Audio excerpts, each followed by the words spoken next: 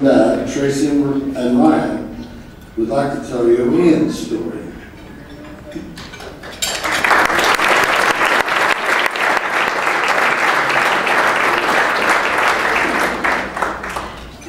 Ian's smiling for everyone. Go Ian.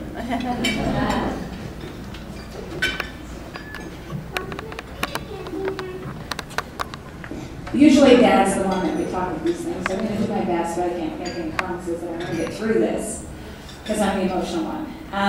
Thank you so much for coming this evening. We're so honored to be asked by Jeff and the folks at the HAA to represent the other families, in addition to the Roars and the Martins, so you'll hear from in a few minutes. It's just such an incredible honor. We'd like to share a little bit about Ian. As Jeff said, he'll be 3 next month. And I think that we're trying to work out an arranged marriage of sorts for he and Brooke, because they're getting along really well. Ian was diagnosed with LCH, Langerhans Cell Histiocytosis, about 18 months ago in October of 2006. He had a mysteriously swollen lymph node in his groin for about 5 months that nobody could really figure out why it was there. I mean, there were no obvious infections or anything like that. So after a biopsy, I received a phone call at work from his surgeon, who is one of the best surgeons in the DC region for Children's National Medical Center. And when he told me he wasn't familiar with the disease, I was a little scared.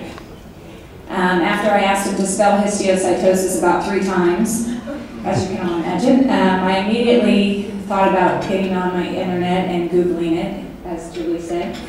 And the first thing he said to me was, when you go to the internet, promise me you'll go to a reputable place, a reputable website to find information about it, which also terrified me that doctors have to say that these days. But I was very lucky to stumble on the HAA almost immediately, as Julie said, and it too has been a lifeline for us. We were able to find out information about doctors in our area. We were able to find out about the latest research protocols. And as Julie also mentioned, the message boards were just an incredible way to ask other parents, what do I ask an oncologist at a first appointment? You know, what do I ask about how my child is going to react to chemotherapy at 18 months old? How are steroids going to impact him? They turn him into a little crazy person, I'll tell you that. But he's doing well so far. He's on chemo this week and prednisone as well. So, in the world of rare diseases like histiocytosis, having an organization like the HAA is just invaluable to families like ours. The research and the clinical trials that they help fund through fundraising efforts like this one actually really impact our lives in a very real way. And we've done our own fundraiser, and it's so hard to describe to people that really every single dollar you give us makes a difference in our lives.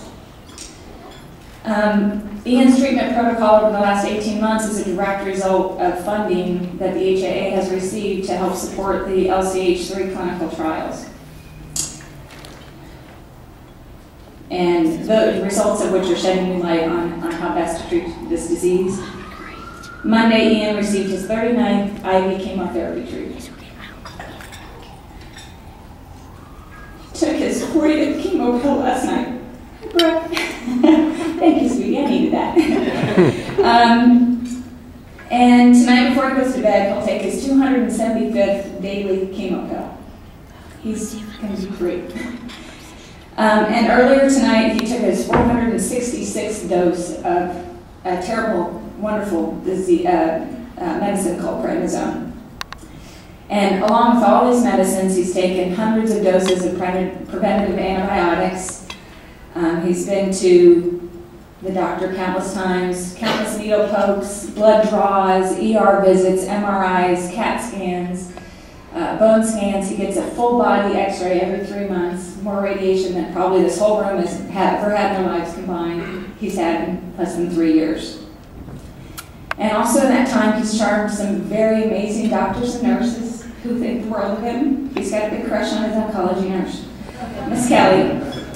And he's just really shown his whole family how remarkable and resilient children are. And along with Brooke and Sydney, who you'll hear from in a few minutes, who's going to show us all up, I'm sure she's a sweetheart. You know, these kids are just amazing, and they inspire a lot of us, and I hope they're able to inspire you all this evening.